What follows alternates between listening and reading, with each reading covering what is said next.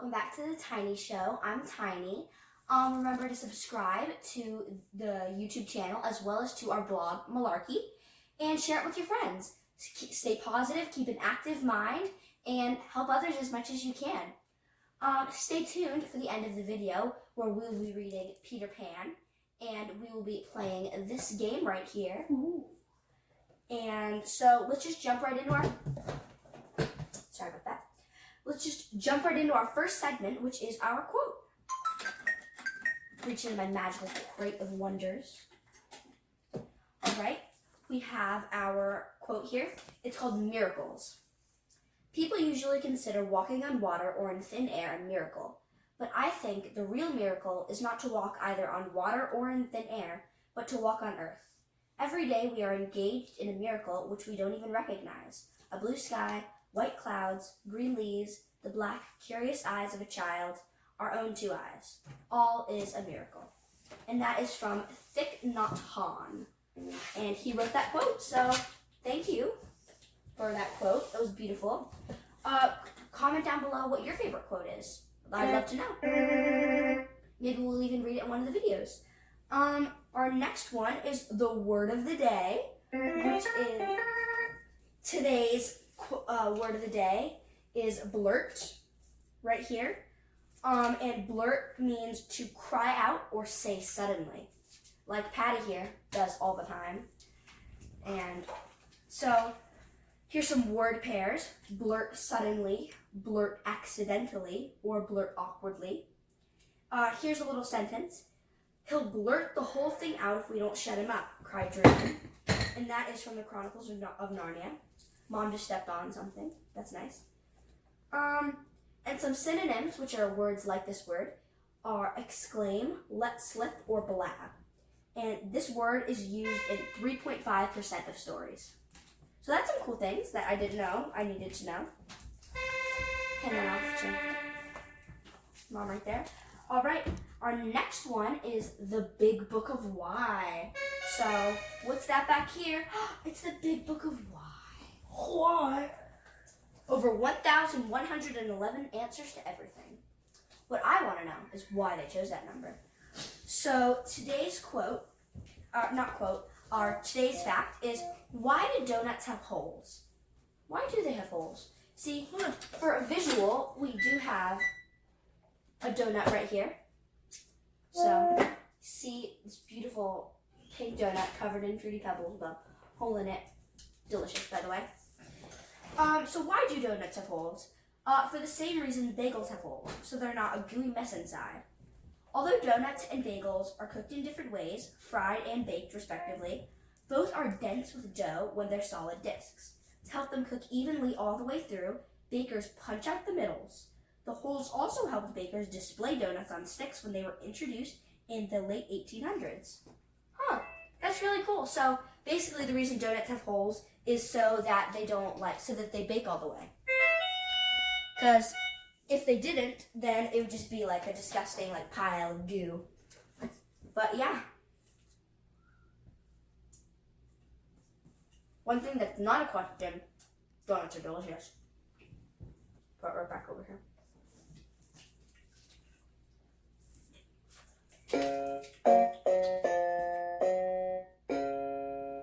Okay, segment 5 is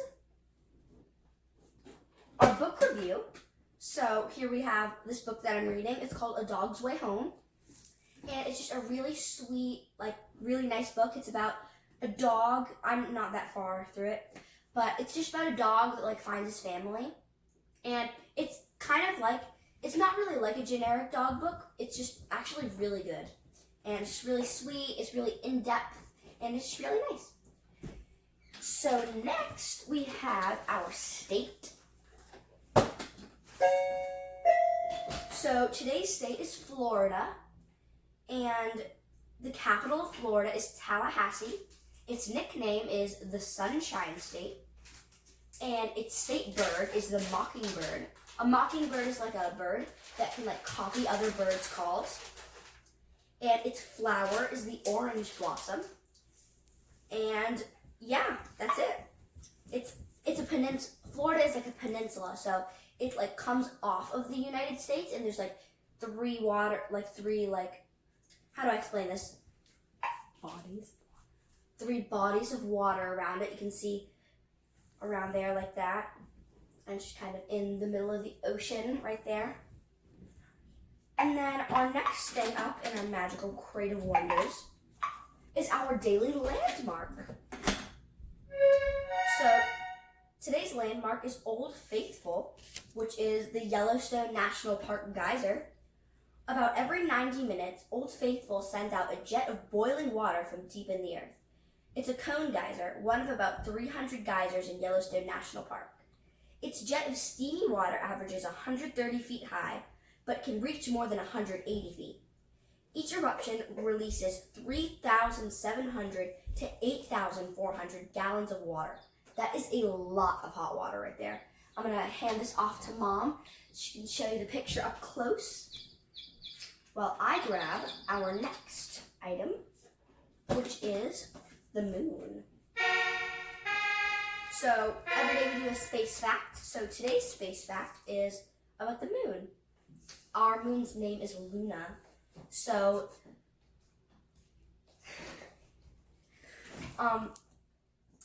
just pause it. Sorry, my dad just came downstairs to grab a snack. Like many parents during this time that we're in, my parents are working from home right now. So Luna, our moon. Let's talk about that. It's 238,855 miles away from Earth. It's a lot of miles. I know. Its temperature is 253 degrees Fahrenheit. I think that's what it said. Both the rotation of the moon and its revolution around the Earth take 27 days, 7 hours, and 43 minutes. As a result, the same side of the moon always faces the Earth. That's interesting. So we're only looking at one side of the moon all the time. It's on the other side. Here's some little facts about it. In 1959, Luna 3, launched by the Soviet Union, was the first spacecraft to orbit the moon. In 1968, Apollo 8 from the US was the first manned spacecraft to orbit the moon. And on Sunday, July 20th, 1969, Neil Armstrong of Apollo 11 was the first human to set foot on the moon. He and Edwin Buzz Aldrin spent 2.5 hours exploring the lunar surface while Michael Collins orbited above. So that's really cool. I'm going to hand this off to Mom.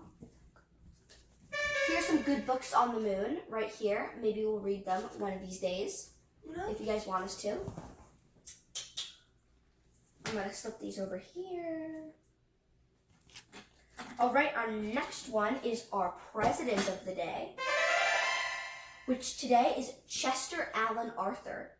He is the 21st president of the United States, and he was our president from 1881 to 1885. He did not have a vice president. He represented New York. His party was Republican. He was born October 5th, 1829 in Fairfield, Vermont, and died November 18th, 1886 in New York. He was a teacher and a lawyer, and he was married to Ellen Lewis Herndon Arthur, and she died in 1880. His facts and achievements: he became president upon Garfield's death, took his oath of office in New York City, signed the Pendleton Act, which reformed our civil service system, and he had a fatal kidney disease, which he kept a secret during his last years of his term. That is very interesting. Here's a picture of him, which I'm going to hand off to Mom.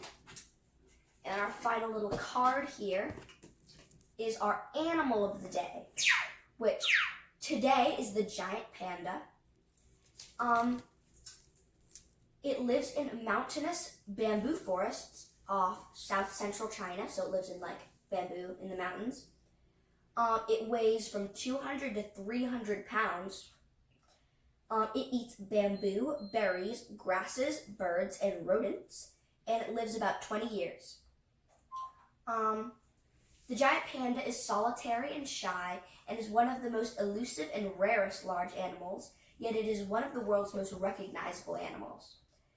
They feed primarily on bamboo, up to 28 pounds of bamboo a day they eat.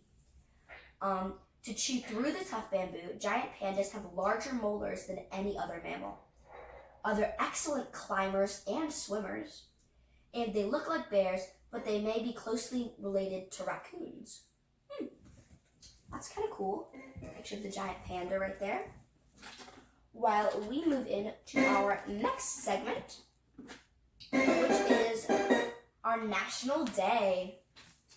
And what do you know? It's National Panda Day. What a coincidence. Today, conservationists and animal lovers alike spread the word about one of the world's most endangered and adored animals, the panda.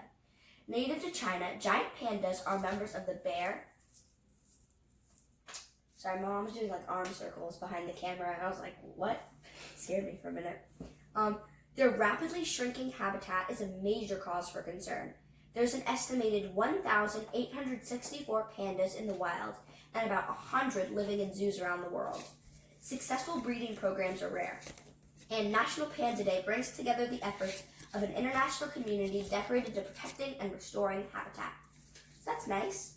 We are restoring the habitat of the pandas. Those are the other national days that it is today, other than Panda Day. Our next segment is our writing prompt. No, it's not. Our next segment is our drawing contest. So Patty and I here like to do drawing contests together. And so today's theme for our drawing contest is going to be St. Patrick's Day, since St. Patrick's Day is tomorrow. And we're going to draw it later. And stay tuned for tomorrow when we will showcase our drawings and we'll vote to see whose is the best. What?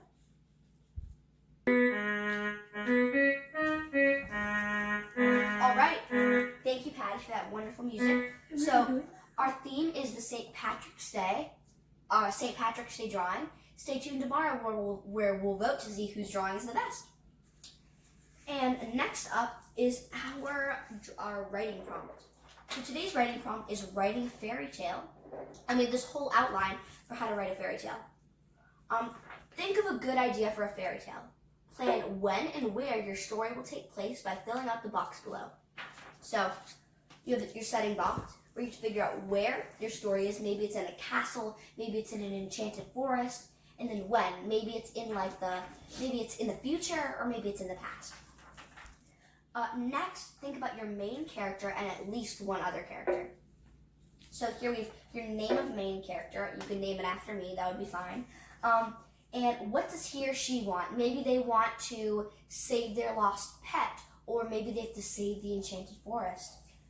And then you need to name another character, because if you just have a story about one character, then it's kind of boring. So name it of another character. Maybe it's Patty, maybe it's Tabitha, maybe it's Mark. Who knows? What does he or she want? Maybe they want to help the other person, or maybe they have an entirely different goal. And then you can name another character. You can add as many characters as you want. And then you flip over here. What's next? What's next? Think of 3 things that will happen in your fairy tale. Write each event in the space below. So here we have a little thing that says events 1, 2, and 3. So maybe this unicorn is fighting this okapi over who gets to finish the donut. Or maybe this unicorn is a villain and this is the unicorn's evil sidekick. And they're trying to steal the donut from these guys. Or maybe this okapi learns how to fly and he steals the donut and everyone tries to take it from him. These are a lot of donut-related events, but donuts are delicious. So write the first event of your fairy tale in the space below. Then write the second event and explain how it caused the first event. Finally, write the third event and explain how it is caused by the second event. Alright, so first event of the fairy tale. Maybe this unicorn and this okapi are fighting over this donut. The second event of the fairy tale. This unicorn gets jealous and tries to take that donut. And the third event, they all learn to share. And they can all finish the donut together. So guys, sharing is caring. And that's it. So I'm going to hand this to Mom so you can look at here. And so maybe write your own fairy tale. Comment in the comments below what your favorite fairy tale is. Next up, joke. Joke. I like jokes. Next up's our joke of the day from my mom's old book of jokes. So we have, if your cat eats a lemon, what do you have? A sourpuss. Oh boy. All right. And so we're almost done with the show. Next up is our special segment where we will be playing Pancake Pile Up. All right, so this game is quick and easy, so just let me explain the rules. So over here, we have these cards that have we have all these pancakes and our butter and our spatula and our plate.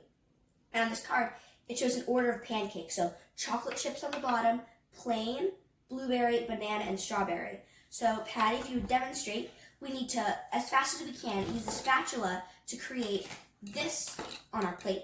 So chocolate on the bottom, Banana, strawberry. and then you basically just keep on stacking. And whoever finishes first wins the game. So we're going to have our mom turn it over for us so that we pop. And then butter always goes on top. All right, so we're going to have our mother turn it over for us. I will read which ones you're going to do, so you can't see it in advance. How's that sound? Okay. Okay. All right. On your mark, get set, Behind your back. and blueberry first. Then plain, strawberry, chocolate chip, banana. Don't forget the butter. Oh, tiny one. That's how you do it. No.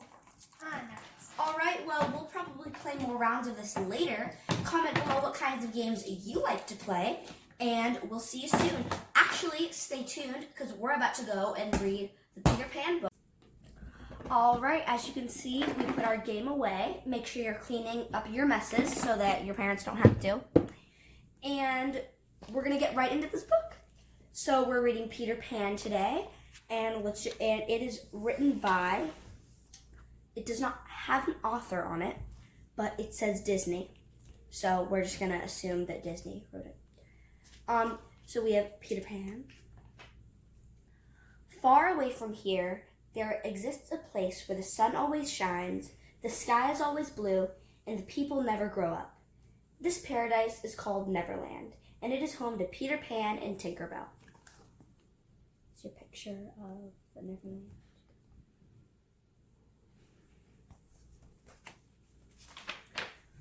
In London, not far from Neverland, lived Wendy, John, and Michael Darling. Each night, they would gather in their bedroom to hear Wendy's tales of Peter Pan, friendly Indians, and the evil pirates of Neverland.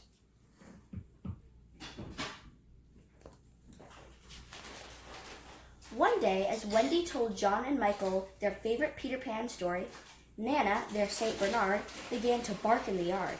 At that very moment, Peter Pan and Tinkerbell were climbing into their bedroom. "I've come to find my shadow," said Peter Pan. "Nana took it from me last time I came to listen to your stories." While Wendy mended Peter Pan's shadow, John and Michael watched their hero with admiration. "I'm so happy you came this evening, Peter," said Wendy. "It's my last night in the nursery. Starting tomorrow, I'll have my own room." "But that means you won't tell any more stories," cried Peter. "Come with me to Neverland." This picture of the shadow. Wendy, John, and Michael couldn't believe their ears. "We would love to." Peter Pan took a pinch of Tinkerbell's pixie dust and sprinkled it over the children. He told them to think happy thoughts. "You can fly," said Peter. They flew all night until they reached Neverland.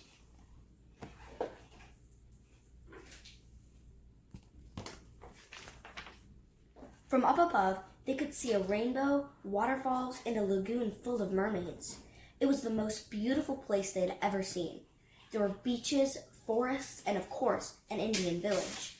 They had finally reached Neverland. "Come this way," said Peter as Wendy, Michael, and John landed in the middle of the forest. He led them to a secret hideout where he lived with his friends, the Lost Boys. It's a picture of Neverland and cave. John and Michael played with the boys while Wendy and Peter went to visit Mermaid Lagoon. As they crouched behind a rock, Peter and Wendy saw Tiger Lily, the Indian chief's daughter. Captain Hook and Mr. Smee had captured her in a boat. Peter and Wendy eavesdropped on the pirates. "Tell me where to find Peter Pan," demanded Hook, but Tiger Lily stayed silent. "I have to save her," Peter whispered to Wendy. Captain Hook was bringing Tiger Lily to Skull Rock.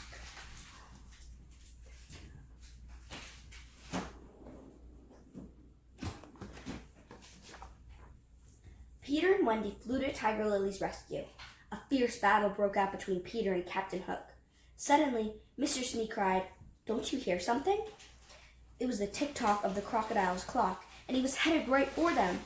"Help!" cried Hook. He lost his balance and fell into the water. Peter swam to the prisoner and released her. Captain Hook was furious. "That pesky Peter Pan! I'll get him once and for all," he barked. Hook had captured Tinkerbell and coaxed her into revealing Peter Pan's hideout. Then the captain trapped the little fairy inside a lantern.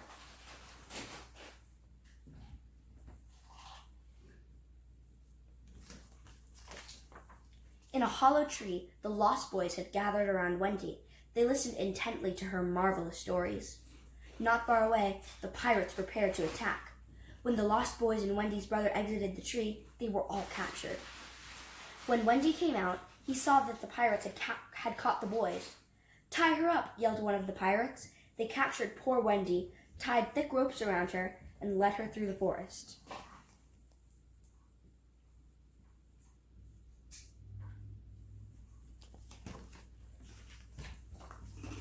"Peter Pan will save us," said Wendy bravely. Captain Hook laughed. "Peter Pan won't be able to save you," he scoffed. "You have to walk the plank." Nobody had realized that Tinkerbell had escaped the lantern. She flew to Peter Pan and told him all about Captain Hook's evil plan. Peter flew as quickly as he could to save his friends. "This time you've gone too far," Peter told Hook. "I'll teach you a lesson you'll never forget." Another battle ensued. Peter Pan threw Hook and the other pirates overboard, and a crocodile chased the captain through the water.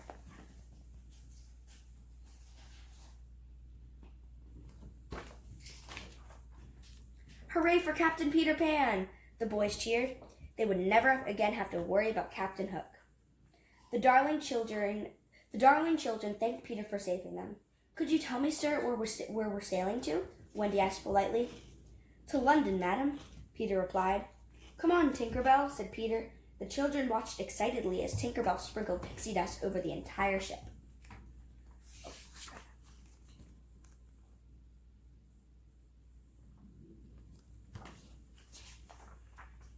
All of a sudden, something extraordinary happened. The vessel, which had turned a magnificent golden color, became as light as a feather in the wind. The ship sailed gently through the sky. The ship drifted over the forest. The Indians couldn't believe their eyes as they watched it pass overhead. "Can you hear it?" Michael asked. "Hear what?" his sister replied. "Big Ben chiming," he cried joyfully. "We're home!"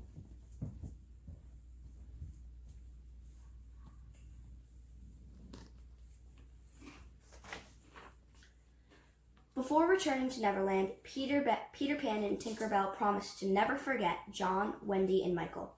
The children would certainly miss their friends, but they were delighted to be back home. And that's the end of the story.